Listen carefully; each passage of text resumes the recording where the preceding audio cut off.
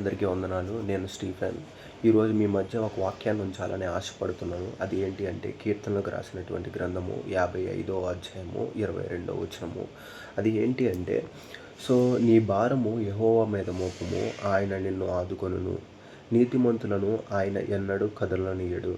So ఎవరైతే మీకు అనేకమైన శ్రమలుండొచ్చు, బాధలుండొచ్చు, కష్టాలుండొచ్చు, వాటి నుంచి మీరు తేలుకోలేకపోతున్నారేమో, వాటి నుంచి మీరు ఇక ఎటువంటి అవకాశం లేదు నా జీవితం మారడానికి, ఎటువంటి ఆస్కారం లేదు నా జీవితం మారడానికి, ఆ యొక్క శ్రమల నుంచి నన్ను విడిపించే వాళ్ళు ఎవరూ లేరు, అటువంటి బాధలు నేను ఇంకా సహించలేకపోతున్నాను, ఇంకా అటువంటి కష్టాల నుంచి నేను విడుదల పొందలేకపోతున్నాను, ఎలా ఎలా అనే తపన పడుతూ ఆందోళన చెందుతున్న వారి కొరకు ఈ వాక్యాన్ని నేను చెప్తున్నాను.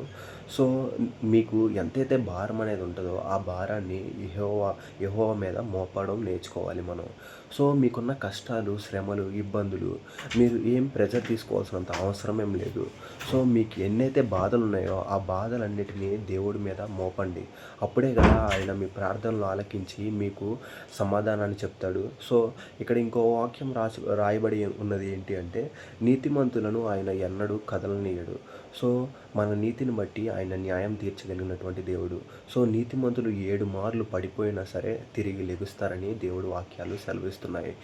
మీరు ఎటువంటి పరిస్థితుల్లో పడిపోయారో నాకు తెలియదు కానీ తిరిగి లెగవని దేవుడు ఈ వాక్యం ద్వారా మీకు చెప్తున్నాడు. తిరిగి లెగండి, మీ పాపాలన్నింటినీ విడిచిపెట్టండి, దేవుడి నామంలో తిరిగి వెళ్ళి మోకరించి ప్రార్థన చేయండి. ఆయన మీ మొర ఖచ్చితంగా ఆలకిస్తాడు, మీకు ఖచ్చితంగా ఆశీర్వాదాన్ని కలుగజేస్తాడు. ఈ చిన్ని మాటలు దేవుడు ఆశీర్వదించును గాక. ఆమేన్.